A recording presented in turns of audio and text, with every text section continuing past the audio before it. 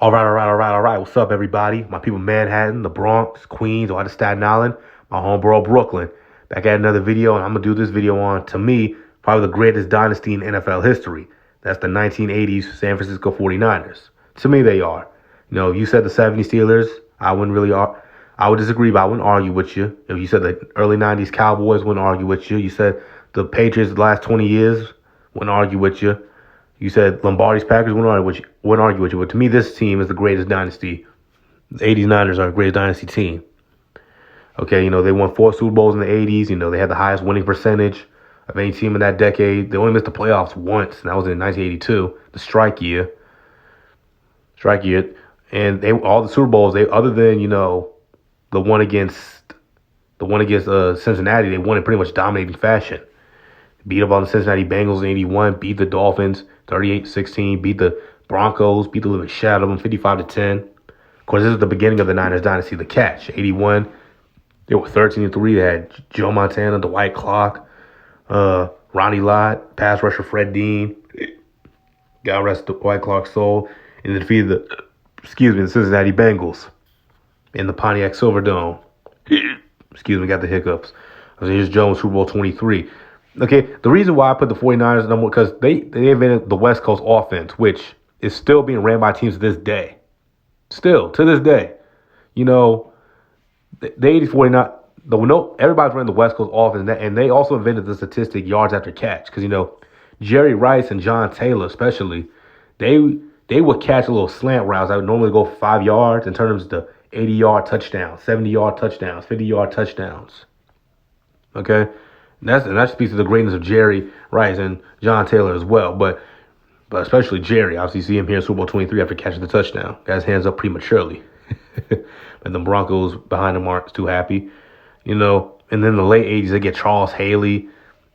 And Steve Young. Steve Young was the backup. You know, Joe's in the Hall of Fame. Jerry's in the Hall of Fame. Ronnie's in the Hall of Fame. You know, in my opinion, Roger Craig should be in the Hall of Fame. Their backup, Steve Young, is in the Hall of Fame. They had another backup in Steve Bono, who's not a Hall of Famer, but he was good. He was a good quarterback. Of course, here they are.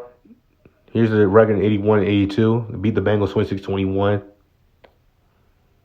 83, they went 10-6, lost a close one to the Redskins. 84, of course, they went 15-1. I did a video on that. The 84 Niners are the greatest team ever. Here are the records over the next couple years. Of course, they lose to the Giants and the Vikings. Get upset by the Vikings in the playoffs. Jerry Rice in 87 caught 22 touchdowns in 12 games, which is a strike year. So, you know, kudos to Jerry Rice.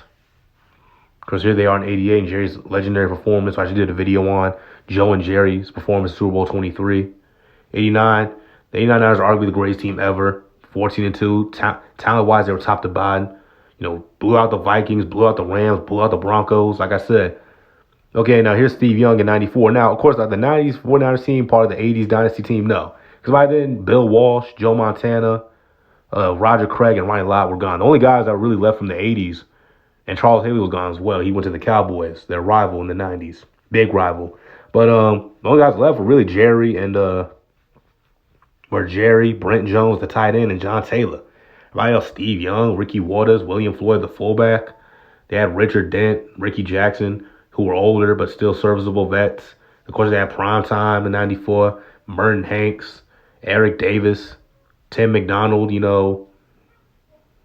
I don't consider this 94 team part of that 80s Dynasty team, but, you know, and of course, George Seifert was the coach who took over for Bill Walsh after the 88 season, which Bill Walsh, God rest his soul, said he later regretted retiring after 88, but it happens, man. But to me, like I said, they invented a new style offense. It's still being ran in the league to this day. They had all these Hall of Famers. They dominated the team for a decade. You know, they kind of, I won't say fell off in the 90s, you know.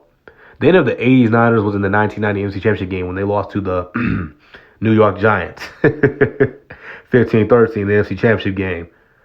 Okay, that was into that 80s, of that incarnation of the team, and they rebuilt themselves. They reloaded with all those guys I mentioned, Steve Young, Ricky Waters, who was a very good running back, by the way. And, of course, we all know Steve Young's in the Hall of Fame. But what do you think? Are the 80s Niners the greatest dynasty of all time? If not, comment down below. Subscribe, help a young brother go on YouTube, man. All right? See y'all.